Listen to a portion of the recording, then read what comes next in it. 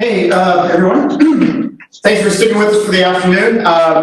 Next person I'd like to introduce is Joe Allen. So Joe is a member of our life sciences group, and he's also another one of our educators here at TAC as well. And one of the things that the life sciences group does here is you do a lot of containerizations on their software stacks. So Joe's the perfect person to come here and talk about containers and HPC. So take it away, Joe. Thanks, Charlie. But yeah, I'm going to take about an hour, but just to piggyback on something Tim said, he introduced Longhorn, the GPU cluster, which as of this morning, we physically plugged in the last IB cable. So we were pretty excited about that. We took the bottle of champagne and smashed it against the side of our racks.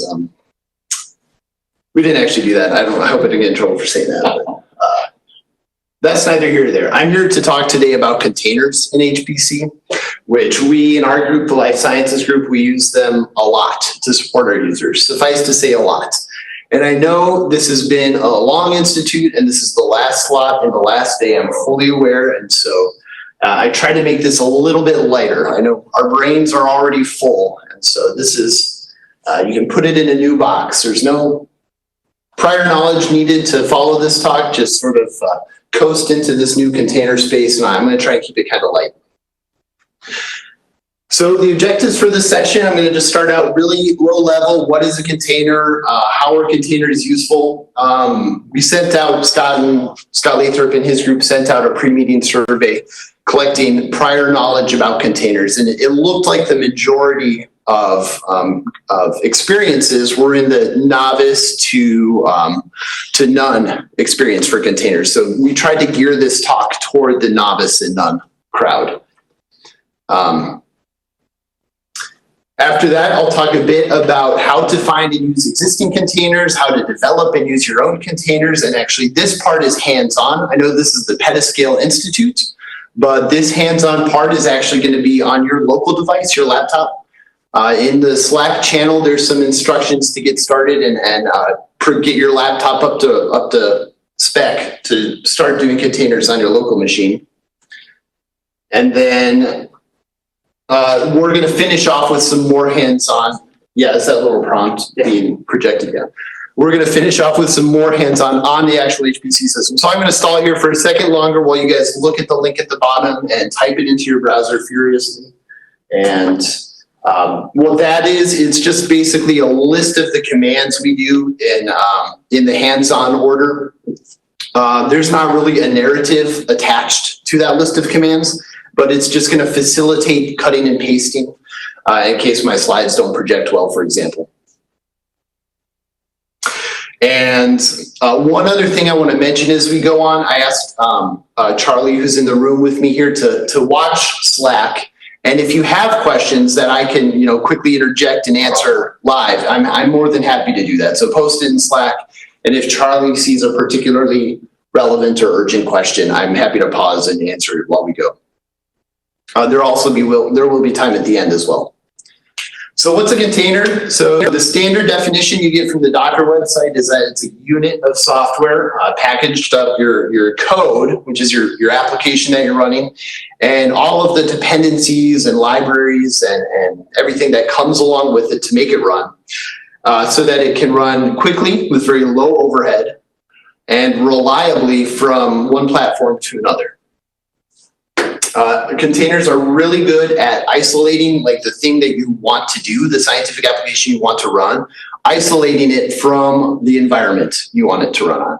Because if I have some code that I run on my Linux cluster versus my Mac, I want it to run the exact same way in each of those environments, and that's why I use containers.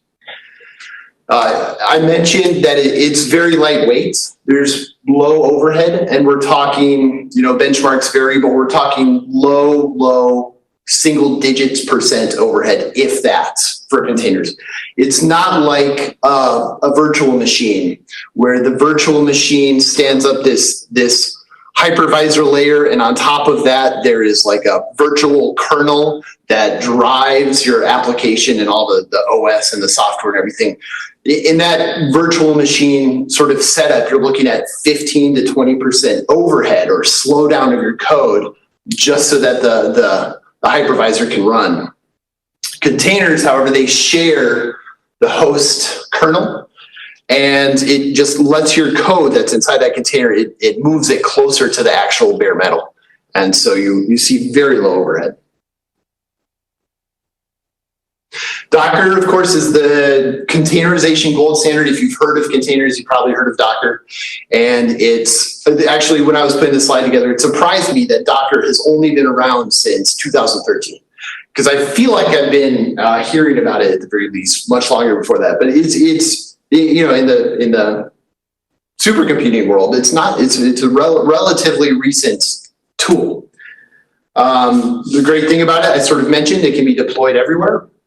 So right now I'm standing in front of a Mac, and the beauty of a container is I can, on my Mac, develop some scientific application with whatever base operating system I choose, push that container up to the cloud, and then my colleagues or friends who are working on their Windows machine or their Linux box or up in the Jetstream cloud or on their cluster, they can pull that software down and run it exactly as I was running it on my Mac here. Docker has a little bit of a security limitation that we should all be aware of. When you run stuff inside a container, you can get root. You can be rooted. You can be the root user, the super user. And depending on how nasty you want to be, that can actually give you root access to some of the system, like the host system files. And so, of course, if you're on one of our clusters, we don't want just anybody to be able to usurp root. Hence, like the frowny face on the slide. We want to be able to support our users in a secure way. And so that motivation is the exact reason that Singularity and Shifter were developed. So Singularity was developed at Lawrence Berkeley Lab, and Shifter developed at NERSC, of course. And these are two containerization tools that are compatible with Docker containers, that were developed specifically for this purpose, specifically so they could be run on HPC. So what I'm going to go over today is we're going to start with Docker, and you'll see why, but then we're going to shift to Singularity and Shifter at the end. So here's my second bullet. Why are containers useful? And it's sort of like I said, I'm repeating myself, but intentionally. You want to be able to develop and deploy future-proof applications. So if in my lab, I'm developing all my software on my Commodore Amiga setup, and I want that to be able to, live on and be used 10 years down the road from here, then I'm going to have to virtualize somehow that environment so that people can run my code the exact same way I did. And, I don't expect Amiga, I don't even know, I'm just saying words, but I don't even know if Amiga is still around, but like CentOS 7 is what a lot of our machines run on now. 10 years from now, how easy is it going to be to get CentOS 7 or CentOS 7 operating system or runtime? With containers, that should be super easy.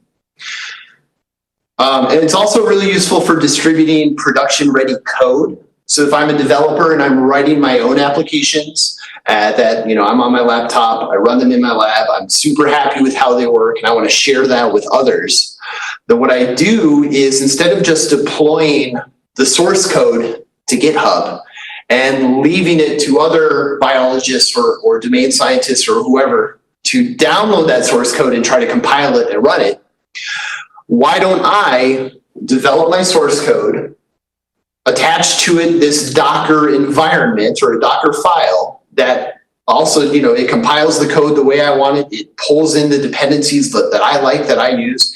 And instead of shipping the code, it ships like everything in a binary for me to share with my colleagues and friends. One quick question. Yeah. Can you run two containers on a laptop that share a single GPU? And could you comment a little bit about moving GPU container code between a laptop and HPC system? Yeah, this is I'm actually going to get more into this. In case they didn't hear, the question is about using containers and GPUs at the same time. And I'm going to get more into this in the second half. But yes, two containers can run on the same GPU, just like you can have two applications running on your laptop that share a CPU, for example. They're not mutually exclusive. And The other question was developing on GPU in your environment versus the GPU on the cluster. I'll talk about that. There is a caveat. I'll talk about that. And one last one, I'm not familiar with this at all, but he asked, or she asked, Helen Kershaw asks, what about Indian? Can containers work with different Indian machines? Yeah, big Indian. That's a great question. I've never been posed before. Big Indian, little Indian. My gut says yes, there is a way. My gut actually leans for no. That sounds like a great question for Google, rather than, the life scientist who uses Docker a lot. Some of these, full disclosure, some of these, highly technical questions, I would just Google myself to figure out the answer. So let me, if that question's in Slack, I'm going to get on Slack after this and I'll go in and I'll investigate. I'll put an answer there too, if you haven't found it already. Thank you. So the bottom line though, for containers, why are they useful is, from my perspective as a scientist, is to enable reproducible science. So that above everything else is paramount.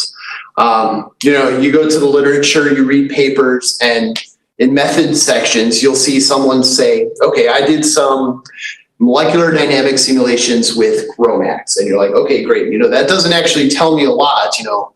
What would be better is if they said, oh, I did some ND simulations with GROMACS version 2018. Okay, so that's a little bit more specific, a little better, but still that's really actually not very good.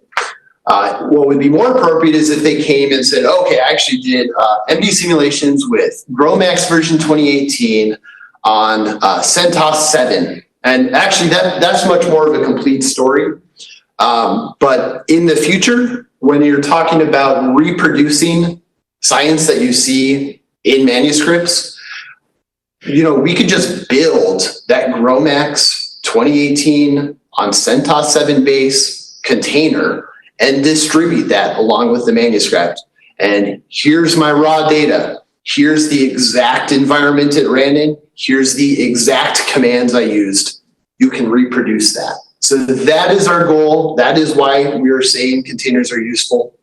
And then again, my background and my context is as a domain scientist supporting other domain scientists. This is why I push containers.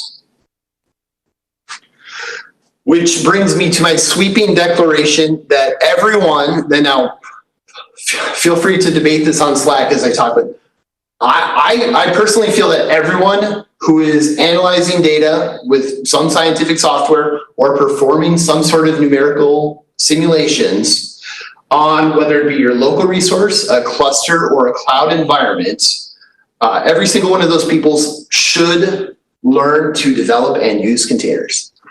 So agree or disagree as you may. I hope to convince you of this during the rest of this talk though. I think after this, we're getting into the hands-on, I believe. Okay. Part 2 here is about finding and using containers or developing and using your own containers. Containers are ubiquitous at this point. They're everywhere and there's one for almost everything. If you go to Docker Hub, which I urge people to become familiar with, you'll find over 2.5 million containers available that you can just pull today and use today on whatever computer you're sitting at currently. These are for all ranges of different software scientific applications. I wish I had a number that said which of these were like for specific domains. I don't have that number. I don't know if that's available, but there's a different resource called biocontainers, which is closer to my own domain. And these are bioanalysis software packages that people have containerized and pushed up to this repository called biocontainers. There's over 8,000 unique containers that you can pull and run some bioapp today. And if any of you out here like me and have tried to install some bio packages on clusters before, a lot of times it's not easy. I think we've all had that experience. Containers, extremely easy. You just pull it and it exists and it's ready to use immediately. I put a caveat to the top. If you don't have a Docker Hub account, you should make an account right now if possible. It takes about 30 seconds. You just go to hub.docker.com and sign up for an account. It's free. Singularity Hub, I'm going to sort of gloss over this. I think, and this is my personal opinion, my opinions don't reflect the opinions of TAC, that Singularity Hub is still maturing. I'm keeping an eye on it. I think it's going to be a really excellent resource in the near future. Right now, I do not prefer that it requires you integrate your GitHub account in order to use it. So I've just been avoiding it for the moment, but I'm keeping an eye on it. I think it's going to be an excellent resource. And to some, it probably already is an excellent resource. But just know there's lots of existing containers that you can use today. And what if I want to grab one of those containers and use it? Well, you need to have Docker installed. It's extremely easy to install Docker on your local Mac or Windows or Linux laptop that you're currently sitting at right now. Are there any security issues you need to be aware of while using images from like Docker Hub or something? Great question. The question was, are there security issues that you should be aware of when pulling Docker images? Yes, Docker images can contain malicious code. So pull from trusted sources. Or if you go to a repository, you can generally see if something you see how many times it's been downloaded and used. So if I'm looking for a Gromax container, actually I think Gromax has they have their dedicated repository on Docker Hub. So I know I'm pulling from the developers themselves. It's just like GitHub where, you could pull GitHub code, but is there some malicious code underlying? Should I know that before I make install? Yes, you should know that. It's the same with containers. If you don't want to download Docker right now, I encourage you to jump into this sandbox. You need a Docker Hub account, but this gives you a terminal and a web browser and lets you do the commands that we're about to do for the hands-on session. It lets you just do it right in a web browser without downloading anything. So with that, I want to pause for like a minute just in case people are currently downloading and trying to click. So I'm going to tell an anecdote while I pause. It's gonna seem like an aside, but please bear with me. So when I was a grad student, I was in a biochemistry department. And in our department, we had a lot of vector-borne disease research. It was a major emphasis in the department, so lots of mosquitoes and things like that. And they'd have a lot of tours come through of middle school kids, elementary school kids, and it would be a theme thing like, oh, you're in, you come to learn about bugs. We'll show you like the mosquito nets and these little boxes with mosquitoes. You can put your arm right in. And, you like it's interactive. There's demos they can do. You like hang out with the kids. So my friend at the time, another grad student, her name was Nicole, and she was leading one of these tour groups. And she asks, a question: what makes an insect an insect? And you expect, these are middle school kids, you expect them to say like, they've got antenna, or they've got 6 legs, or they live out in your yard and bite your feet. But and this is a direct quote, but there was a kid who said in response to what makes an insect, his words were, and I'm not going to try to imitate the voice, but she does it better than I do. She said, the kid said, is it their culture and the way they do things? And that was his response. And I've been thinking about this for like 10 years since I heard him say that, or I heard her relay that to me. And if you think about it, like, what is culture? Like the actual definition of the word culture is it's the arts and science, arts and other manifestations of human intellectual achievement regarded collectively. So think about that. It's manifestations regarded collectively. So manifestations regarded collectively. To me, it sounds like this kid may as well have been talking about containers. So it's the manifestations regarded collectively, all of the code and dependencies I need, and the way you do things, exactly how I want to run that code. So I don't know if this kid had some sort of prophetic visionary knowledge, this old middle school kid, or if I'm just, I've gone too far off the deep end here. I don't know which is which. But to me, that actually hits it right on the head. He may as well have been talking about containers. It's the manifestation of everything I need and the way I do something. So his question was in response to what is an insect, but he might as well have been talking about what is a container. Anyway, I digress. Hopefully one or two people out there, hopefully most people were ignoring what I said, and hopefully one or two people installed Docker at this point. So let's go to the hands-on. If you have Docker installed on your laptop, or if you are on a terminal with, logged into a client with Docker installed, this is not going to work on Stampede or Corey or Blue Waters right now. So you're on your local machine, or if you're in that web browser, the first intro to Docker you need is, how do I interact with it? How do I run commands? And all of the commands you do in Docker are prefixed by the word Docker.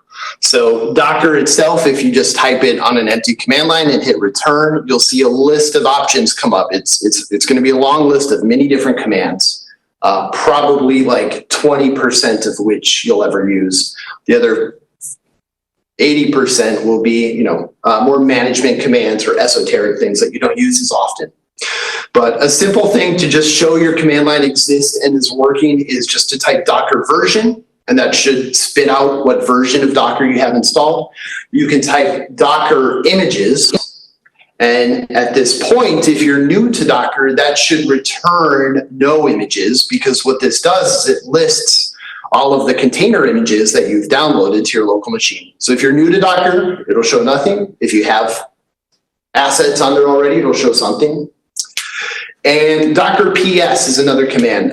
PS, short for process. It's showing what containers are currently running. And so again, if you haven't used Docker, that will be an empty return. If you look at the Docker documentation, they're going to say the first command you should start with is Docker run hello world. And that is a valid thing, and it works, and it should return a good response. I don't recommend doing it this way. I don't like that they do it this way, because it's skipping a few steps to me. But you can go ahead and try this. If you do Docker run hello world, you'll see this is the response in white. The yellow is the commands I type in, and the white is the responses from the system. First thing it says is unable to find image hello world locally. Then pulling from library hello world, it went to Docker Hub, found that hello world image, and it's going to download it to your device. Pull complete, it's given this long hexadecimal string as a reference ID. And the status is great. I just downloaded the newest image for hello world. And then it executes that container, which is showed everything from where it says hello from Docker and below. And it's basically saying your installation appears to work. You were able to go to the cloud, pull down an image, store that image locally on your device, and execute the assets inside that image. I don't love that they do it this way. The way and the manner in which I try to do things is deliberate. I don't like that things are set up as black boxes. I like to be very deliberate in how I execute my lines of code. So what I would do is do these steps explicitly. I would actually pull the hello world image directly, and I would use the tag. So we'll see tags more in a little bit. But if you go to a repository in Docker Hub, there's lots of different versions that might correspond to a version of this code, for example. The only tag available for hello world that is going to work for us today is called latest. I don't love using the latest tag, and I'm actually going to talk about that a little bit later too. But for what I would do if I want to run this container, I would first explicitly pull that container, and it says, okay, I'm pulling that down, download complete. Then I would type Docker images, for example, just to ensure that I've downloaded it and the thing that I expect is there. And then I'm going to run the hello world container. So this is similar to that first command, but except I'm attaching the latest tag because when I'm running something, I want to be deliberate and explicit about what exact thing I'm running. If you do hello world without the tag, it just infers a tag or it tries to guess which tag you mean. And I don't like that behavior. And then, so if you do this, then you'll get the same hello from Docker message that it spit out before. And Docker inspect is another nice tool. If you give it a image or container name, then what it'll do is it'll give you some metadata about, when that image was built, who built it, some other information about, the origin of that container and its purpose. So what about a real world example? So that run hello world is fine. All it does is it echoes that hello world text that you saw. But what if I'm a domain scientist and I have some raw data and I want to process that raw data with some tool that lives inside a container? So this example is using a tool called FastQC, which is a quality control or quality check tool for FastQ data. That's data that comes off of next-gen sequencers. And also I want to mention too, if you have that GitHub link available, this is prone to typos if you try to type it out. So please refer to the, you can kind of paste straight out that GitHub link if you'd like to make it easier. So what happens if I pull that container? And as a little bit of foreground, what I did is I went to Docker Hub and I typed FastQC in the search bar because I know that's what I wanted to pull. And that led me to the biocontainers, group or user, or however you want to look at it. It's similar to a GitHub user or group. And they had a Docker repository called FastQC, and they had a version called 11.5_CV4. So I assume this corresponds to version 11.5 of FastQC, which is, I think they're up to 11.7 now, but this is a recent enough version for my purposes. So I'm going to pull that container. It takes about probably 10 seconds. It's relatively small. And the status at the end is I downloaded a newer image for that container. And if I want to now try to run what I know to be the executable for this is just called FastQC. If I want to try to run that, the syntax looks like this. I Docker pulled to bring it down to my local environment, and then I'm going to do a Docker run. --rm means remove the container after I've run the process, after the process exits. Then the full name of the container.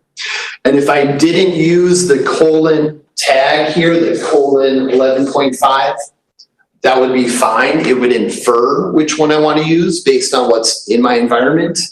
But I don't like that. Again, I want to be deliberate and explicit about which version I'm using. So I'm gonna spell it out the whole way every time. And then this is the command that I want to run. I want to run fastqc-help. If I had run that right now on my laptop, I don't have fastqc installed. So I would get, the return would be command not found. But if I try to run that exact command inside the container using this syntax, then it's going to be command found. It's going to actually show me the fastqc help text, which is perfect. Exactly what I expect. So I'm going to unpack this command a little bit closer. Docker run, I'm saying I want to run something. I want to execute some code. Again, the --rm means remove this container after the process exits.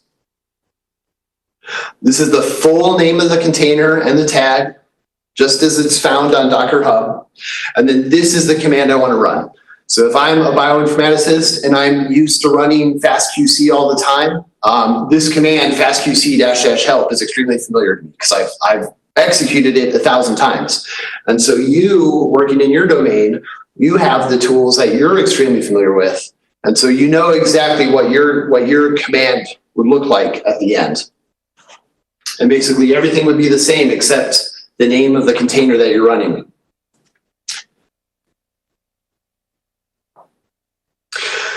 So what that does is it treats the container image as a tool, and it converts that to a container runtime, we call it, and it actually executes your process inside, spits out the results to standard out, and exits cleanly and removes the container when it's done. So that was a non-interactive way to run a container with Docker Run. There's also interactive ways to run it. This is, akin, the analogy here is in that first way, I Q-subbed or S-batched my job file and I let it go off to the cluster. In this way, I'm doing my Q-sub-I or IDEV on a Stampede 2 machine to get that interactive node. So that's what we're doing here. We want to do it interactively. And again, I'm going to reemphasize, I'm just on my local Mac right now. Everyone's on their local environment. The interactive command looks like this. I'm doing a Docker run --remove -IT, which I'll talk about, and the same name of the container with the tag, and then the shell that I want to start up inside the container, in this case, a bash shell. When I do that, what I see and what you'll see on your command line is the prompt, the command line prompt has changed. Before I was representing the prompt with just the $sign, but now I have this long prefix, biodocker at some hexadecimal string :/data. So now all of a sudden I'm in a /data folder that doesn't exist on my laptop. This is just inside the container. And if I type "who am I" on my laptop, I would expect it to say my username, W. Allen, but instead, actually, I am the user biodocker. So this is how the environment has been set up inside this container. And of course, on my laptop, if I type which fastqc, nothing's going to pop up. But inside the container, if I type which fastqc, it's going to show me the path to fastqc inside the container. And again, fastqc is not installed on my laptop. It just lives inside the container. What is next? So, and then again, we can do fastqc-help. So we're actually executing the code now, and it's going to spit the standard out just like it would if it were installed on my laptop. Real quick, I want to just unpack this interactive command. It's the same Docker run at the beginning. This time, instead of --rm by itself, we're actually adding this -it, which if you look at the Docker man pages, it says allocate a sudo tty. And I think probably 99% of people, including myself, have no idea what they're talking about when they say that. And I've read it in the man page 100 times and Googled it 100 times. And the best way I can understand it myself and explain it is it just means it connects your terminal to the standard in and standard out inside the container. So it's as if you have a fake terminal inside the container. That's the nature of being interactive with something. You're interacting with the inside of the container at your terminal. Then again, the name of the container, I'm explicit and deliberate. I use the entire name and the tag. And then this is the shell I want to start, bash. So that is one way to do an interactive container. Here's a quick recap. We looked at just a few Docker commands so far. Docker pull is your best friend. That's how you actually go to Docker Hub, pull down a container, and then now it's something you can use. Not too dissimilar from like a git clone, for example. Docker run is you're running a command, and this could be the actual scientific application that's installed, like fastqc, or it could be, I just want to run the command pwd inside a container. So that could be the command too, or who am I inside the container. And then we looked at how we set up an interactive shell inside the container. So we added a couple flags. And I find the interactive session extremely useful for development when I'm developing my own containers, for example, or testing or debugging. Before I submit a batch job, I just want to make sure the command as I type it is going to work. And so that's what I use an interactive session for.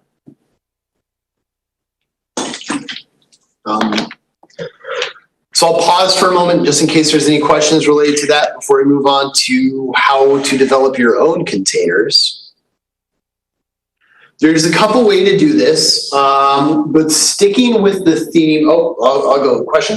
Okay, somebody was just asking, had a really simple question, but we already answered it. Great. Basically, they just want to verify that you can run a fully Linux environment on a Windows machine and run, say, Fortran with Fortran libraries built into that container.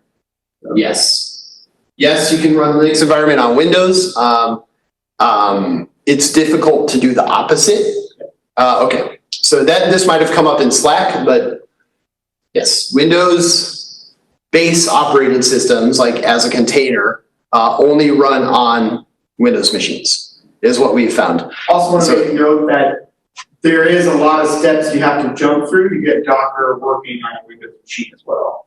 At least that was my experience. I'm not surprised, and I apologize then for those on Windows machines. But yeah.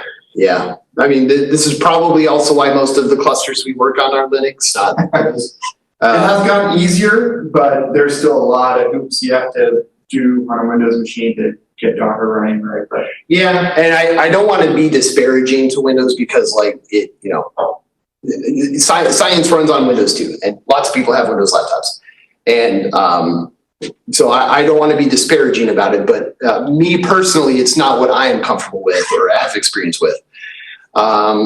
So that web terminal, the Docker sandbox, that's pretty useful too, even because that'll work the same on any machine because it's browser based. Anyway, in the interest of time, I'm going to run on. And so what about my own containers? So let's say I have my own code, for example, or some code that I'm developing that's not currently available on Docker Hub. To stick with the theme of reproducibility, there are a few ways to develop your own container, the best way being using a Docker file. And you'll see why this is the most reproducible way in a moment. But the general steps to writing and building a Docker file might include the following four. There are many types of Docker files. Docker files have many types of different contents, but the example I'm going to go over is one, what I believe to be a representative example, and it has these four steps. Number one, choose a base operating system. So, if everything you do is on Ubuntu, your base operating system might be Ubuntu. And, I didn't say that very well. If I would not recommend your base operating system be Ubuntu. I would recommend it be a very specific version of Ubuntu, like Ubuntu 18.04, for example. And the more specific you are, the better.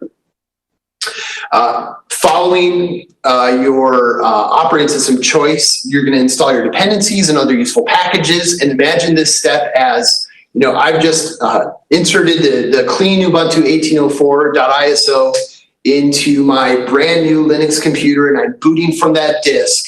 What do I need to do to get this up to speed? So I'm going to install the software updates, put any packages on I might find helpful, like a Java environment, a Perl environment, things like that. Getting your server or environment up to spec so that it can run the software you want to run.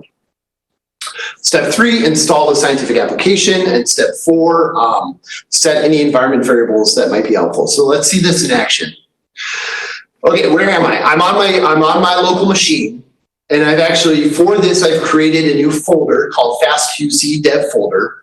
I do this because the top level folder that you're in, when you have a Docker file in that folder and you try to build it, that Docker file looks through everything below it and to see if it's Docker compatible. So for example, if I had my Docker file at / like in my root directory, certainly it would run into something it doesn't like and give you an error. So what I always try to do is I put that Docker file in its own folder, like on my desktop or wherever you like to develop. And I have an empty file now called Docker file. And here are the contents of my first Docker file that I wrote for this session. And you can, if you're following along in the GitHub link, you can just cut and paste this into your own file called Docker file in a folder on your local machine. But just like those first 4 steps that I showed before, the steps using the Docker file syntax are choosing a base operating system, They're updating and installing necessary packages. So if I go to the FastQC website, I see it's dependent like on a modern version of Perl, and it's got to have a Java runtime environment as well. And so I'm doing my apt-get update, my apt-get upgrade, apt-get install these packages. If you've done any Linux system administration before, this looks very familiar. Of course, if I was starting with like a CentOS base OS, then these would be yum installs, yum upgrades. And then step 3 here is I'm actually installing the tools. So these commands are basically the same commands I would run interactively in order to install FastQC. Number 1, I wget it from the web. I unzip that zip file. I'm removing the original zip file to save space. And then I'm changing the permissions on that thing I downloaded to executable so I can actually execute it. So FastQC is a really simple example. There's no configure, make, install, because it's just a Java application with some Perl dependencies. And so it's a super simple example. And then finally, I'm just setting the path because I want to be able to type, which FastQC. I could do this different ways. I could put a symlink and put my executable inside user bin, for example. But in this case, what I'm just doing is I'm adding that bin folder to my path so that outside of the container, I can just type which FastQC and it knows where to look for it. So one curiosity, you might have some insight in this. But because Docker containers can become huge size-wise, sometimes 3 times what the size should be. Yes. Do you have any suggestions on how to minimize that? That's really funny. That's a wonderful question. How do you keep your Docker images small? There are standard answers to this. Like you can clear the /temp. On Ubuntu, you can clear, so when you do an apt-get update, apt-get upgrade, it like downloads some information to somewhere in Etsy, I think, and so you can delete all that, or maybe in /var, you can delete all that information just to save a little space. The funny thing is I ask myself this question a lot, and I have to Google it every time, and then I always arrive on the same website that shows the tips and tricks for this. But I never bookmark it, and I should just bookmark it. But yeah, there's tips and tricks to minimize size, and I'll find that when I look at it. I'll post it in Slack afterwards. I want to try to stop at 15 minutes, so I'm gonna speed through the next. Is there any chance you might be able to talk about multi-stage containers? Experience with it, so. Yeah, I'm gonna mention that in a little bit. Okay. So after I have a Docker file, the thing to do is to build it. The command is docker build. And I'm using the -t flag with docker build to specify the name I want to give to this container.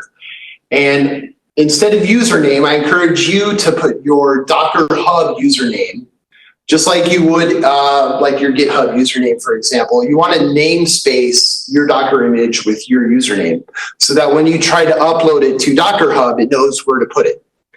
So I'm namespacing this FastQC container that I'm building with my Docker Hub username, WAllen, and I'm giving it the 0117 tag, which is the version of software that I installed in this last pit. The // at that end of the line indicates where's the build environment. It's right here in this folder. That's where you'll find the Docker file. And it's looking specifically for a file called Docker file in that folder. So you build it. It takes a few seconds. You can write Docker images. It might take more than a few seconds, actually. It might take, let's say, a minute, because it's going to go through that apt-get upgrade and apt-get update for a fresh Ubuntu install. But once you build it, you can type Docker images, and you'll see this image now in your list of images, along with the hello world, for example. So these are images that are on your local device and available. And when you're building it, is there any way to automate some of the interactive parts? So I assume you're referring to interactive parts like the apt-get install, I would guess. And if you do a -y, so generally when you do apt-get install default GRE, it says Ubuntu replies, I'm going to download and install this, Y or N. I got you. And you would say Y, enter. But if you give the Y in the command line here, that will automate it. Cool. And similar for yum. So it's yum install -Y on a CentOS or Red Hat machine. Okay, so I've built my image, and now this command is going to look familiar. I'm doing docker run -rm, the name of the container, and then which fastqc, it shows up. And if I did fastqc --help, then that would execute fastqc as well. So the final step here is to actually push that asset, push that image up to Docker Hub, and the command for that is docker push. Followed by the complete name of the image. And then this expects that the username part at the beginning here is your Docker Hub username. And so when that's pushed up, it's going to be a public image in your user space. I think on Docker, the free Docker Hub, you get like one private image that you can set. Otherwise, just assume it's public. I think you can pay to have more private images as well. But hey, I'm in for open science, so I say just make it all public. Quick recap. So we did a Docker build, given a Docker file, and that actually ran through the install steps for a specific scientific application. We did a Docker push to get that image up to the cloud. And if this is your first time using Docker Hub on the command line, you might have to do a Docker login. If it didn't ask you that already, and give it your Docker Hub username and password. That's how it is able to. It uses some sort of token to be able to push that to your Docker Hub space. If you need more help with Docker, you can do a docker -help or a Docker command -help, like docker run -help. And that's going to give you a lot of more information. I really glossed over a lot of Docker stuff, but the commands I showed you are the ones I use the most, that I find the most useful. And this talk is no substitute for just the online documentation that you'll find. So that is the quick intro to Docker in your local environment. Here's a few tips that I'm just going to gloss over quickly in the interest of time. And number one, save your Docker files. I don't want to have to qualify that, just save them. Number two, you may not need an entry point or command. What these do is they have the ability to treat the container more as a black box where you can execute it and it will automatically run some command that you predefine, which is overwritable, but it hides some of what it's doing, and you have to really dig with Docker inspect to find out what it's doing. I don't like it. It's black boxy. I tend to want to be explicit. It's better to copy than to add. Again, add is a little bit black boxy. It does some other stuff, like it can unpack files. But if you need to copy some of your local code inside a container, use the copy function. Order of operations is important. Avoid the latest tag. I mentioned that. Docker system prune helps you save space. Docker compose. This was the question that was asked. So containers, you can have lots of containers running simultaneously on your device that speak to one another in a specific order. Wrangling all of those containers is difficult. They have GUIs to help with that. One is called Portainer that you can run locally. Docker Compose is another way to help with that. But this is really sort of deviating away from domain science, which we want to talk about today. This is sort of more in the space of if you want to provide some sort of service or microservice that people access. But maybe that's what you're interested in. And then finally, the considerations for one tool per container versus multi-tools per container. Generally, I like to think of a container as a tool, like fastqc. And then if I had another tool that did alignment of my next-gen sequencing data, I would make a different container for that. And then for the fastqc part, I would call my fastqc container. And then for the alignment, I would call my alignment container. And sure, I could put both of those tools in the same container and just call them like that. But I personally like to keep things separate. And the exception to that is for some pipelines where I have tool, like tool A, tool B, tool C, and every time I run tool A, I'm gonna send that output directly into tool B and then direct that output into tool C, and it's ABC every single time. Then in that sort of a situation, I would probably develop those as one container. But generally, I like one per container rather than multi per container. Okay, finally, moving on. Question. Okay. So this is a Petascale Institute, and we haven't really talked about HPC yet. So how do you actually use these containers that we're developing locally on an HPC system? And it's super easy, actually. It's extremely easy. So as we mentioned, Docker has some security pitfalls. So we avoid Docker on clusters. I think in the future, and not too distant future, we'll have a rootless Docker that is cluster safe. So, I think we're going to have Docker on clusters eventually, but right now we do not. But attack, if you're using Stampede 2 right now, you can use a different container environment called Singularity. And if you're currently logged into Blue Waters or Corey, you can use something called Shifter. Quick question. Yes. Is there a Singularity style equivalent to Docker Compose and Kubernetes that is HPC safe? That's a good question. I don't know. I expect not. I expect there will be soon because Singularity has privatized and commercialized itself recently. And so they probably have a lot more money to develop like things like that. That would be useful. But I am unaware of anything at this time. So Singularity, I mentioned, was developed at Lawrence Berkeley Lab, designed for HPC. It can pull directly from Docker Hub, which is perfect. And that outside user is always equal to the inside user. So you're not going to be root inside the container. Another super nice thing is that what I'm saying is the verbiage I'm using is that it auto mounts shared file systems.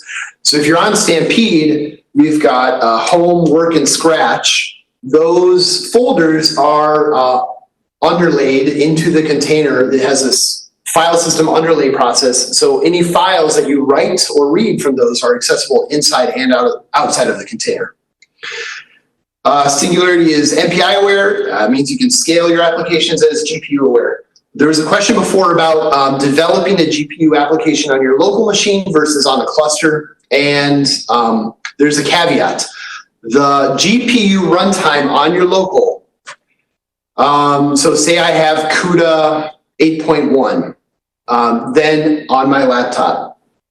Then I have to also have CUDA 8.1 inside the container, and that software that I install needs to depend on CUDA 8.1. It's got to be the same inside and the same outside and the same on the cluster. So that's only going to work CUDA 8.1 on a cluster. So it's difficult, but it's workable.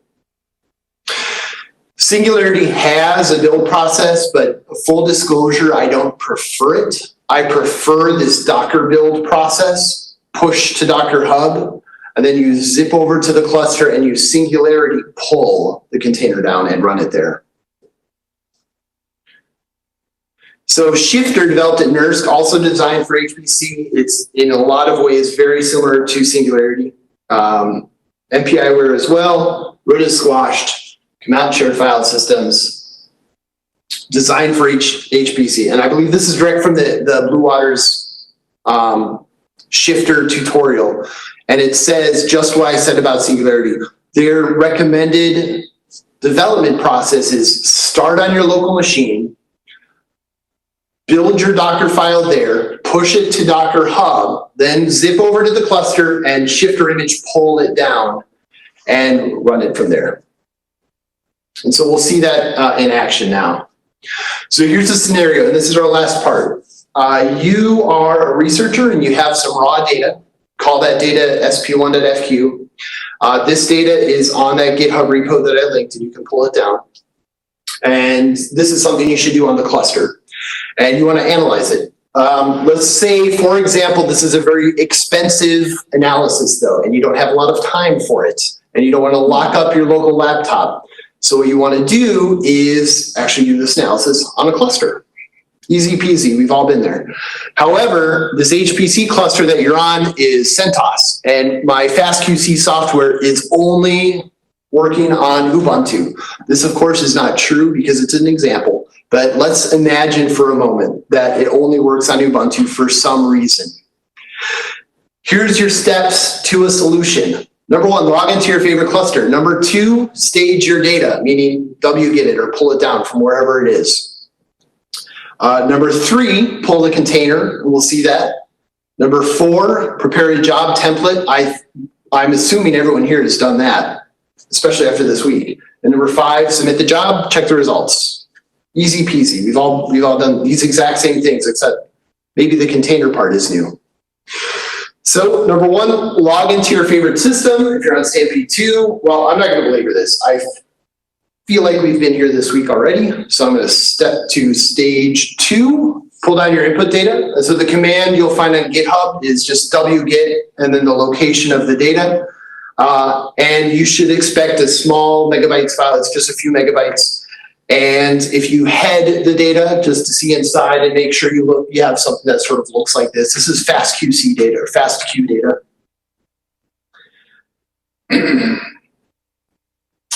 Number 3, pull the container. And now this is where it deviates between clusters. So if you're on Stampede 2, recall Singularity is the tool of choice.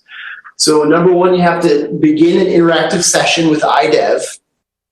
Then you would want to do a module load, tag Singularity, and then a Singularity pull.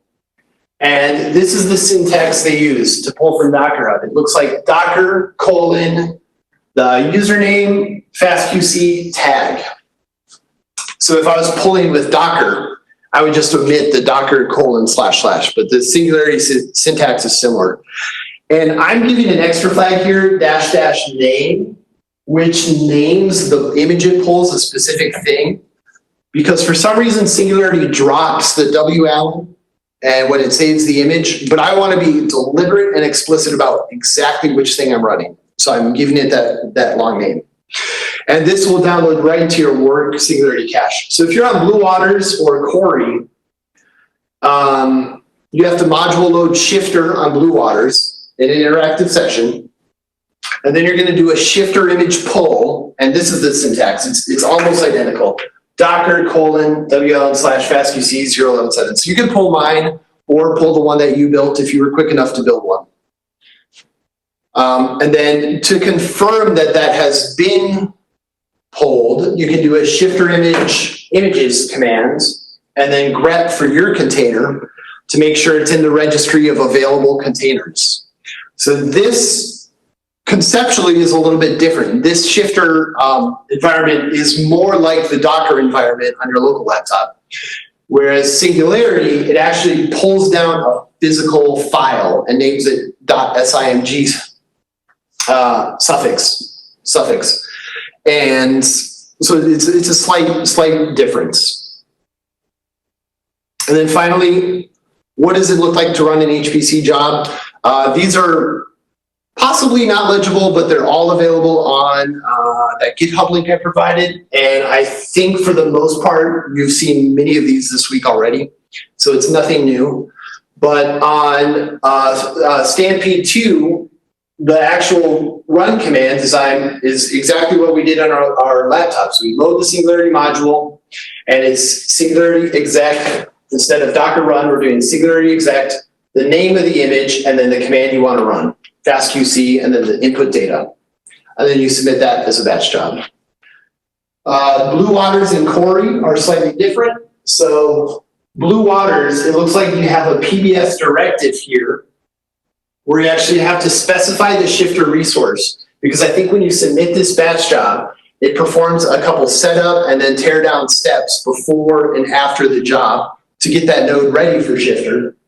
And then the command looks like shifter -- image, the name of your image, and then FastQC and the command you want to run. Corey, according to their documentation, they have you specify the name of the image as a batch directive, and then you run the command shifter FastQC SP1 to FQ. Super clean and super simple. I really like how that's done. So these, if you've been working in these environments for a while, you've seen commands like this already. You've seen the SVRM and PBS directives already. None of that is new. This is just rehashing what you know. Submitting this job, it'll only take a few seconds to run. And the expected output, if it works successfully, is an HTML file. That should be non-empty. So if you have that HTML file, it worked. And your processing of that worked exactly the same way as everybody else who ran it on any machine, including me on my laptop here, which is pretty cool. Okay, this is my final slide. I have closing thoughts. I think I'm at 58 minutes. I'm running a little bit over 3, but I'm under my hour. Quick question. Yes, question. Can you run containers on multiple nodes? Yes. Across multiple nodes? Yes, I anticipated I would not have time to get into that, but Singularity and Shifter are both MPI aware. And Blue Waters and Corey had excellent online documentation to do that.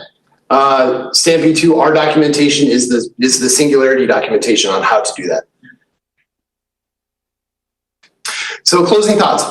I have 2 rhetorical questions here. Are reproducibility and provenance important in computational science? And then how do you achieve reproducibility and provenance in computational science? These are really the themes of what I want to convey today.